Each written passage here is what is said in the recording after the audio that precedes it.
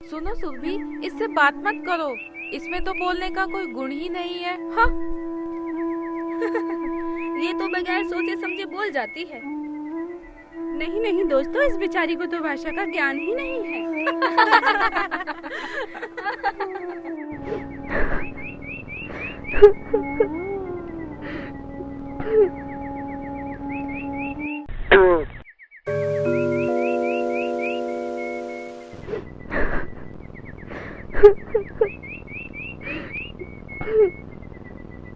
तुम कौन हो और क्यों रो रही हो? हाँ अरे तुम बोलते भी हो? हाँ, मैं बोलता हूँ। जानती हो क्यों? क्योंकि मुझे एक मुनि बाबा ने बोलने का वरदान जो दिया है। लेकिन तुम तो बताओ, तुम कौन हो? मेरा नाम सुकन्या है, लेकिन मुझे कोई पसंद नहीं करता और ना ही कोई मुझसे बात करता है। मेरे सभी साथी मुझसे कहते हैं कि मेरी बातें रोचक नहीं होती, उन्हें सुनने में भी अच्छा नहीं लगता, उन्हें मेरी कोई भी बात अच्छी नहीं लगती। कुछ करना पड़ेगा।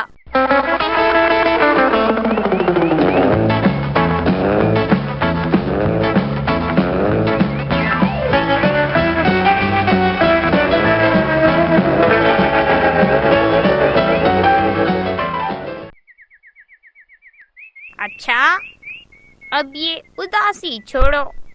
चलो, मैं तुम्हें मुनि बाबा के पास ले चलता हूँ।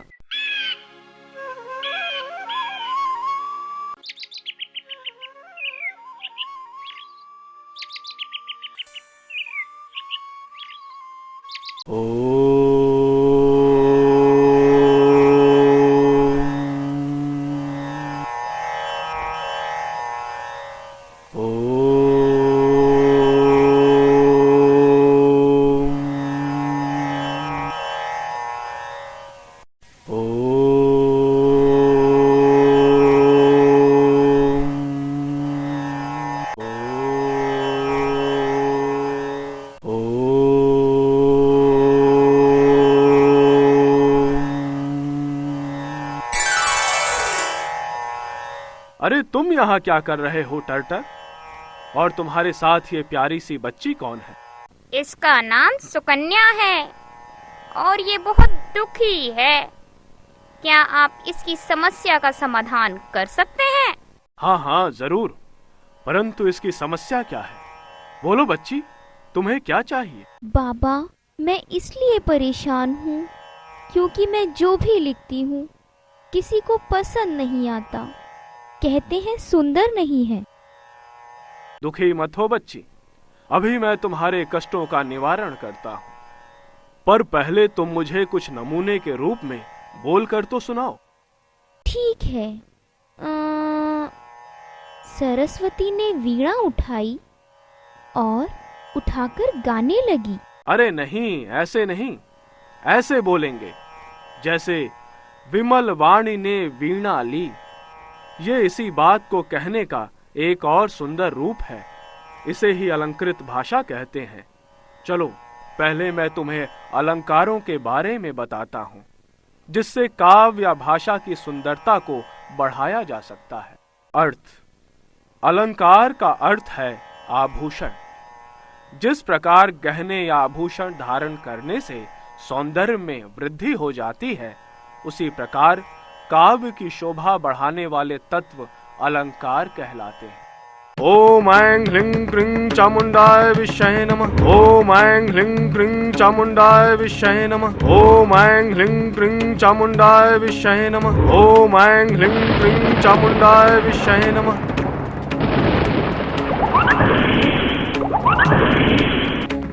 बाबा, ये तो कलश कैसे हैं? और इनके अंदर क्या है? ये वो अलंकार हैं जो तुम्हारी काव्य भाषा को एक नया रूप और एक नया अर्थ देंगे। मैं तुम्हें विस्तार पूर्वक इनके बारे में बताता हूँ। मैं भी सीखूंगा। अच्छा, तो ठीक है। देखो, मैंने 2 कलश निकाले हैं। इनमें से एक कलश शब्दालंकारों से और दूसरा अर्थालंकारों से भरा है। पहले मैं तुम्हें शब्दालंकारों के बारे में बताता हूँ। अभी मैं शब्दालंकारों में से 3 प्रकार के अलंकार बताता हूँ: अनुप्रास, यमक और श्लेष अलंकार। अलंकार के भेद। शब्दालंकार, जहां किसी शब्द विशेष के कारण चमत्कार या सौंदर्य में वृद्धि हो, वहां शब्दालंकार माना जाता है। प्रमुख शब्द अलंकार हैं अनुप्रास, श्लेष, यमक। अर्थालंकार, जहां काव्य के अर्थ से चमत्कार स्पष्ट हो, वहां अर्थालंकार माना जाता है। प्रमुख अर्थालंकार हैं उपमा, रूपक, उत्प्रेक्षा, अतिशयोक्ति, अन्योक्ति आदि। सारांश। काव्य की शोभा बढ़ाने वाले तत्व अलंकार कहलाते हैं। अलंकार 2 प्रकार के होते हैं: शब्दालंकार और अर्थालंकार। शब्दालंकार में शब्द विशेष के कारण चमत्कार या सौंदर्य में वृद्धि होती है। अर्थालंकार में काव्य के अर्थ से चमत्कार उत्पन्न होता है। अनुप्रास, यमक और श्लेष शब्दालंकार हैं। उपमा, रूपक, उत्प्रेक्षा, अतिशयोक्ति और अन्योक्ति अर्थालंकार हैं। सबसे पहले अनुप्रास अलंकार के बारे में जानते हैं। जब किसी काव्य पंक्ति में एक ही वर्ण की एक से अधिक बार आवृत्ति होती है, वहां अनुप्रास अलंकार होता है। अनुप्रास अलंकार, जिस रचना में व्यंजनों की एक से अधिक बार आवृत्ति के कारण चमत्कार उत्पन्न हो, वहां अनुप्रास अलंकार होता है। आवृत्ति मतलब? आवृत्ति का मतलब है एक ही वर्ण का बार बार आना। समझ में आया कुछ? सुनो, जैसे मुद्दित महीपति मंदिर आए, सेवक सचिव सुमंत बुलाए। इस वाक्य में अनुप्रास अलंकार है, क्योंकि इसमें म व स वर्ण की आवृत्ति एक से अधिक बार हो रही है। अर्थात इस उदाहरण में मुद्दित मही पति मंदिर आदि शब्दों में म और सेवक सचिव सुमंत आदि शब्दों में स वर्ण एक से अधिक बार आया है। चलो तुम्हें एक और पंक्ति सुनाता हूँ। कूक कूक केकी कलित, कुंजन करत कलोल। इस कविता की पंक्ति में क वर्ण की कई बार आवृत्ति हुई है, इसलिए इस काव्य पंक्ति में अनुप्रास अलंकार है। इसी तरह तरनी तनुजा तट तमाल तरुवर बहु छाए, इस उदाहरण में भी त वर्ण की एक से अधिक बार यानी 5 बार आवृत्ति हुई है, इसलिए इस पंक्ति में भी अनुप्रास अलंकार है। सारांश। अनुप्रास अलंकार में एक ही वर्ण की एक ही पंक्ति में एक से अधिक बार आवृत्ति होती है। एक ही वर्ण की आवृत्ति होने से काव्य में सौंदर्य उत्पन्न हो जाता है। अच्छा, अब दूसरा अलंकार यमक अलंकार है। इसमें एक शब्द की आवृत्ति बार बार होती है, जैसे वर्षत वारित बूंद। रहे ना मेढक के मेढक, तुम्हें तो हर तरफ बारिश ही बारिश नजर आएगी। अरे नहीं बच्चे, इसमें तो अनुप्रास अलंकार है, क्योंकि इसमें एक अक्षर की आवृत्ति हो रही है, जबकि हमने बताया कि यमक अलंकार में एक शब्द की आवृत्ति एक से अधिक बार होती है, लेकिन इसका अर्थ भिन्न होता है। यमक अलंकार, जिस रचना में एक शब्द बार बार आए किंतु उसका अर्थ अलग अलग रहता है, वहां यमक अलंकार होता है। जैसे 3 बेर खाती थी, वे 3 बेर खाती है। इसमें एक बेर का अर्थ फल है तथा दूसरे बेर का अर्थ बार है। इसी तरह काली घटा का घमंड घटा। इस पंक्ति का अर्थ हुआ काले बादलों का घमंड या गर्व कम हुआ। इस पंक्ति में घटा शब्द 2 बार आया है, किंतु हर बार उस शब्द का अर्थ अलग अलग है।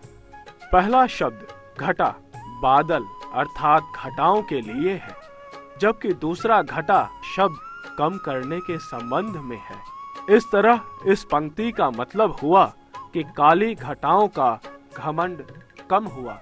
इसी तरह एक मजेदार दोहा और याद आ गया। माला फेरत जुग भया, फेरा न मन का फेर, कर का मन का डारिके, मन का फेर। इस पंक्ति का अर्थ हुआ कि हे मनुष्य, तू माला फेर कर ईश्वर को याद करता है, उसका जाप करता है, मगर अपने मन में अच्छाई नहीं लाता है, अर्थात अपने मन को साफ नहीं करता है। तू अपने कर अर्थात हाथ का, मन का अर्थात माला दाने को छोड़कर अपने मन रूपी मन का अर्थात दाने को फेर स्वच्छ कर, पवित्र कर। इस दोहे में मन का शब्द 4 बार आया है। फेरा न मन का फेर, कर का मन का और मन का फेर। इस दोहे में मन का एक अर्थ हुआ हृदय का, दूसरा अर्थ हुआ माला का दाना अर्थात मन का। तो इस दोहे का अर्थ इन दोनों अर्थों को मिलाकर बना है। सारांश। यमक अलंकार में एक ही शब्द बार बार आता है, अर्थात एक से अधिक बार। हर बार उस शब्द का अर्थ अलग अलग होता है। और अब तीसरा अलंकार है श्लेष। अच्छा, मतलब चिपकने वाला पदार्थ यानी गोंद होता है। हाँ, तुम लगभग सही हो। श्लेष अलंकार वहाँ होता है जहाँ एक ही शब्द में एक से अधिक अर्थ चिपके हुए होते हैं। श्लेष अलंकार जहाँ एक शब्द के द्वारा अनेक अर्थों का बोध होता है, वहाँ श्लेष अलंकार होता है। जैसे नव जीवन दो घनश्याम हमें। इस पंक्ति का अर्थ है, हे काले बादल, हमें जल बरसाकर नया जीवन दो। तथा दूसरा अर्थ है, हे सांवले कृष्ण, हमें नया जीवन दो। इस अलंकार में घनश्याम के 2 अर्थ हैं, काले बादल और श्री कृष्ण। और जीवन के भी 2 अर्थ हैं, जीवन और जल। अर्थात एक ही शब्द घनश्याम से 2 अर्थ चिपके हुए हैं, इसलिए यहाँ श्लेष अलंकार है। आपने रहीम का दोहा तो सुना ही होगा। रहीमन पानी राखिए, बिन पानी सब सून, पानी गए न उबरे, मोती मानुष चून। इस दोहे में रहीम पानी के गुणों का बखान करते हुए कहते हैं कि मनुष्य को हमेशा पानी के महत्व को समझना चाहिए, क्योंकि एक बार पानी चले जाने पर कुछ नहीं बचता। रहीम पानी को मोती, मानुष और चून 3 संदर्भों में समझाने का प्रयास करते हैं कि जिस तरह मनुष्य की आंखों का पानी अर्थात आत्मसम्मान समाप्त हो जाने पर कुछ नहीं बचता, उसी प्रकार मोती की चमक समाप्त होने के बाद उसकी कोई कीमत नहीं रहती। तथा चून अर्थात कलई भी बिना पानी नहीं गल सकती। कलई करने के लिए उसे भिगोने की जरूरत होती है, जो कि पानी के बिना संभव नहीं है। अर्थात मनुष्य, मोती और चून तीनों संदर्भ में पानी अपनी भूमिका निभाता है। इस तरह दोहे में रहीम जी ने पानी शब्द के साथ 3 अर्थ जोड़े हैं। पहला चमक के अर्थ में जो मोती के साथ जुड़ता है, दूसरा मनुष्य के संदर्भ में इज्जत या आत्मसम्मान से है, और तीसरा चून के संदर्भ में जो पानी से जुड़ता है। इस तरह पानी से 3 अर्थ चिपके हुए होने के कारण श्लेष अलंकार है। इसी तरह यह उदाहरण देखते हैं। मंगत को देख ही पट देत बार बार है। इस उदाहरण का एक अर्थ है कि मांगने वाले को देखकर कोई किवाड़ अर्थात दरवाजा बंद कर देता है। दूसरा अर्थ है कि मांगने वाले को देख उसको भीख में वस्त्र देता है। इस तरह इस उदाहरण में पट शब्द से दो अर्थ चिपके हुए हैं, पहला वस्त्र, दूसरा किवाड़। तो यहाँ भी श्लेष अलंकार है। सारांश, श्लेष का अर्थ है चिपकना। श्लेष अलंकार में एक शब्द के साथ अनेक अर्थ चिपके रहते हैं। तो ये थे शब्दालंकार, और अब मैं तुम्हें अर्थालंकारों के बारे में बताता हूँ। अरे भाई, ये तो वही दूसरा कलश है जो यज्ञ से निकला था। तुम्हें पता भी है उस कलश में क्या था? आए बड़े अक्लमंद। अरे अरे झगड़ो नहीं, मैं बताता हूँ। अर्थालंकार वो होते हैं जिनमें शब्दों के अर्थ के कारण सुंदरता उत्पन्न होती है। अर्थालंकार जहाँ काव्य के अर्थ से चमत्कार स्पष्ट या उत्पन्न हो, वहाँ अर्थालंकार माना जाता है। प्रमुख अर्थालंकार हैं उपमा, रूपक, उत्प्रेक्षा, अतिशयोक्ति, अन्योक्ति आदि। चलो अब उपमा अलंकार के विषय में भी बात कर ली जाए। वो खाने वाला उपमा? मुझे तो भूख लग आई। नहीं नहीं, वो वाली उपमा नहीं। उपमा का अर्थ है तुलना करना। जहाँ किसी वस्तु की तुलना दूसरे किसी प्रसिद्ध प्राणी या वस्तु से की जाती है, वहाँ उपमा अलंकार होता है। उपमा अलंकार के 4 अंग होते हैं। उपमान, जिससे तुलना की जाती है। उपमेय, जिसकी तुलना की जाती है। वाचक शब्द, जिन शब्दों की सहायता से समानता का बोध होता है।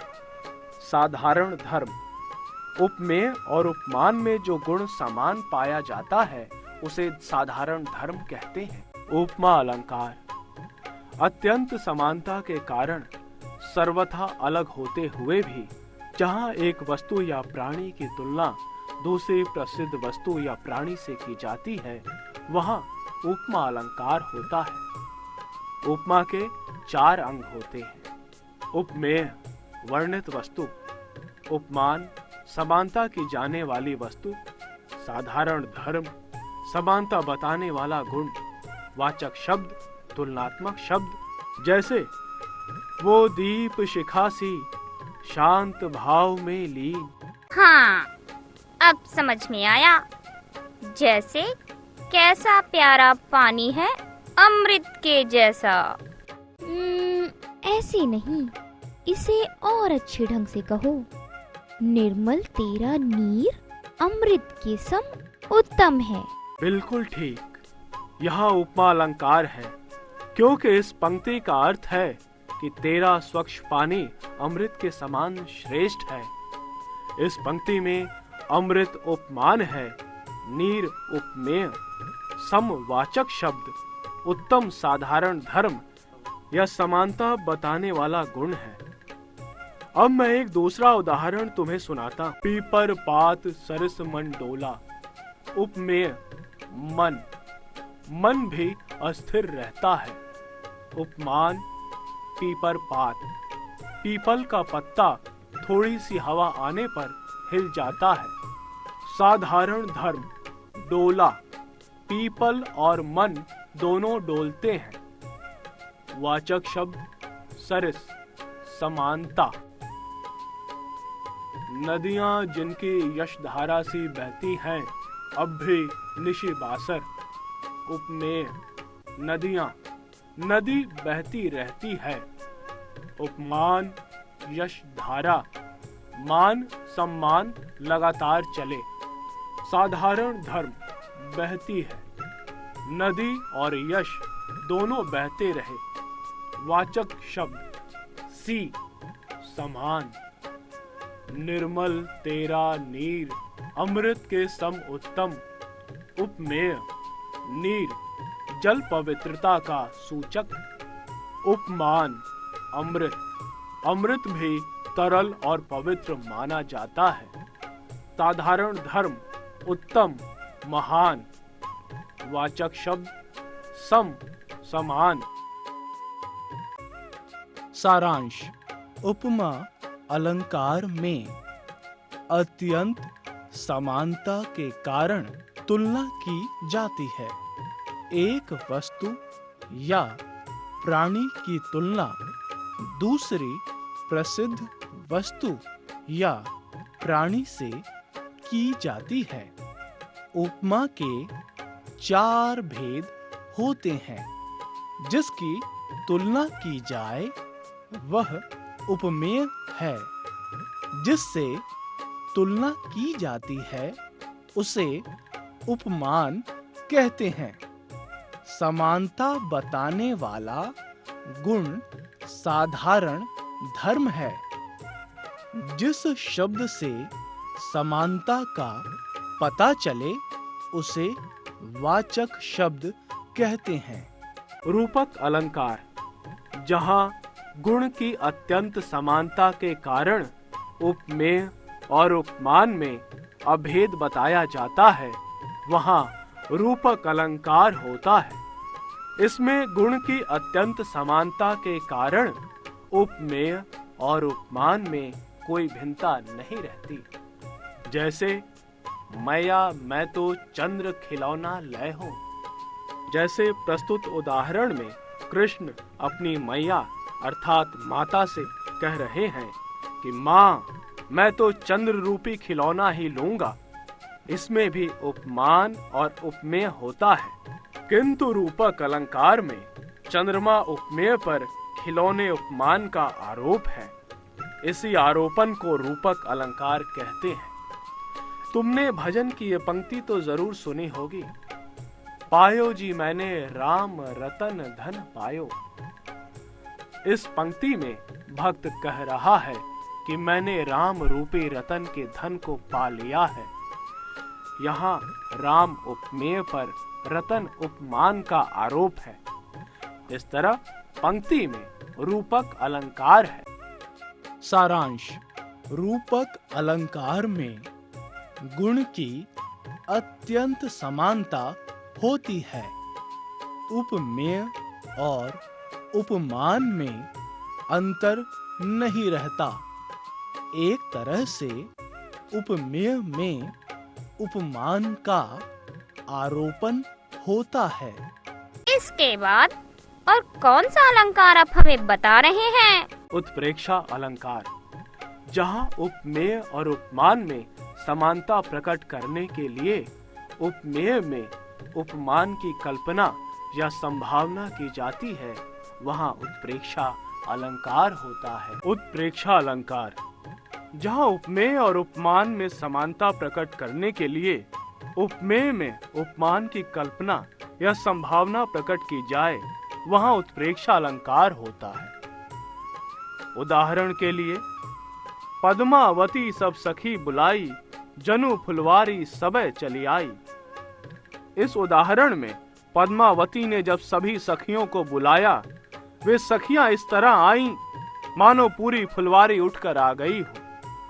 इसमें उपमेय सखियों में उपमान फुलवारी की संभावना या कल्पना की जा रही है। इसलिए यहाँ उत्प्रेक्षा अलंकार हुआ। एक और उदाहरण से शायद बात समझ में आ जाए।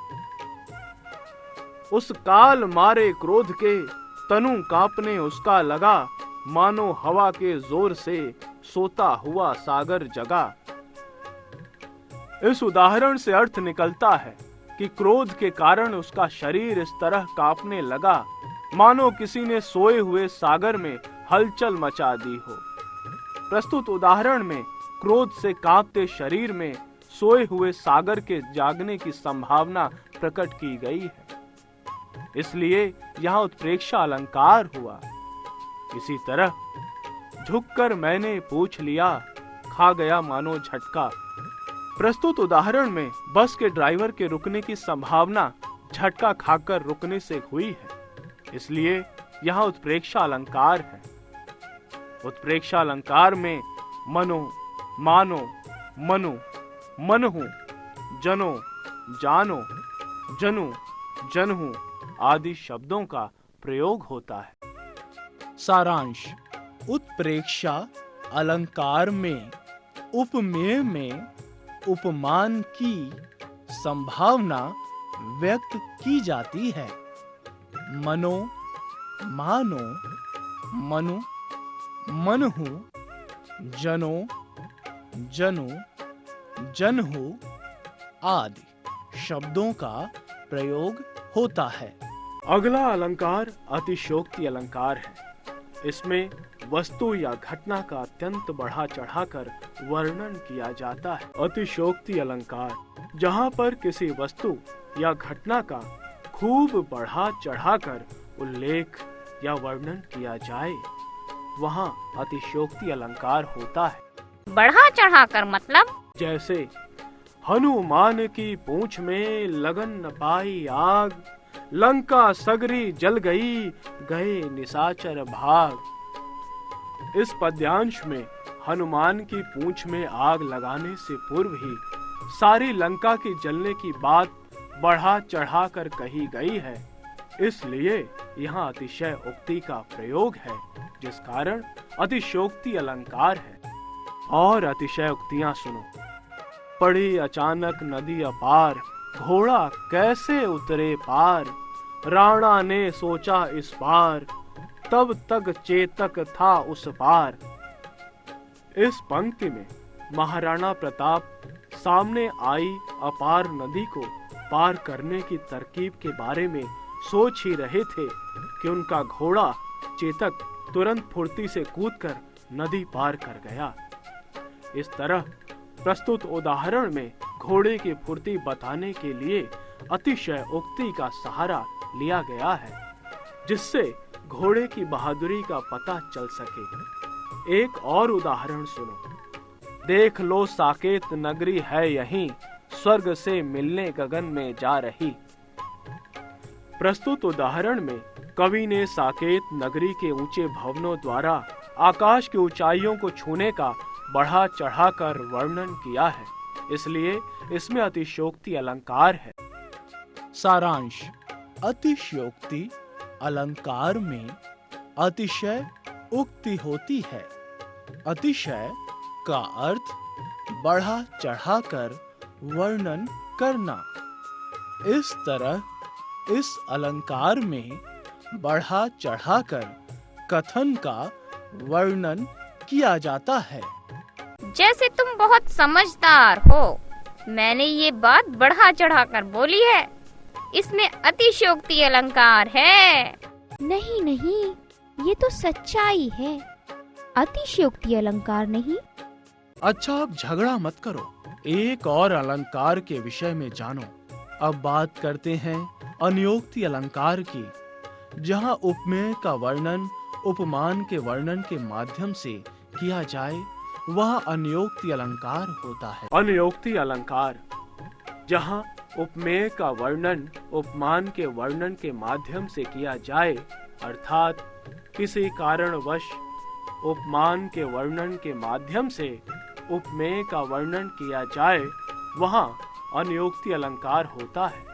जैसे फूलों के आसपास रहते हैं, फिर भी कांटे उदास रहते हैं। इस पंक्ति का अर्थ है कि फूलों के आसपास रहने पर भी कांटों को दुख का प्रतीक माना जाता है। इसमें फूल सुख सुविधा का और कांटे दुखी प्राणियों के प्रतीक हैं।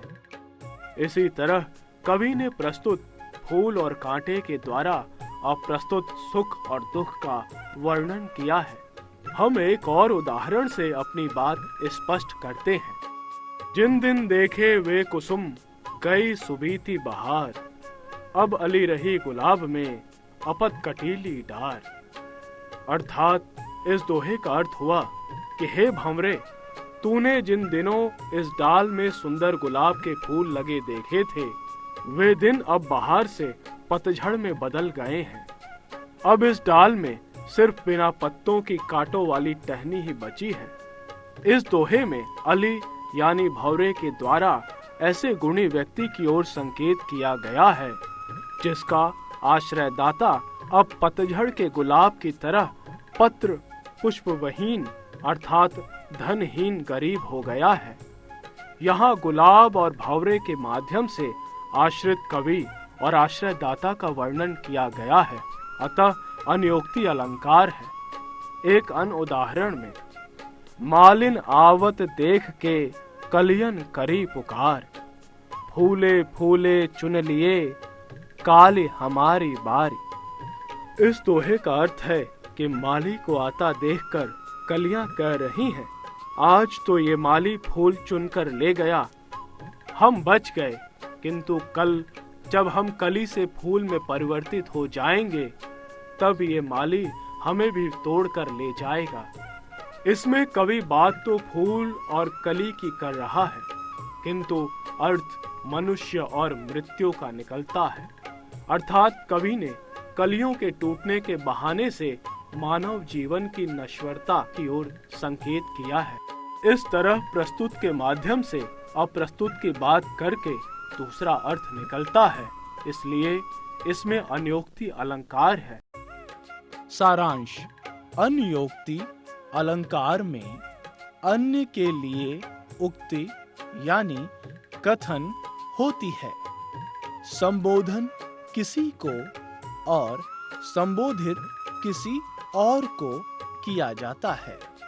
उपमेय का वर्णन उपमान के वर्णन के माध्यम से किया जाता है। अप्रस्तुत के वर्णन के माध्यम से प्रस्तुत का वर्णन किया जाता है। तो ये थे हमारे अलंकार। तो अब तक तो तुम दोनों को अलंकारों का महत्व समझ में आ गया होगा। हाँ बाबा, आपका बहुत बहुत धन्यवाद जो आपने हमें इतनी सारी जानकारी दी। अब मैं भी अच्छी कविता लिखने लगूंगी। अच्छा बाबा, अब हम चलते हैं।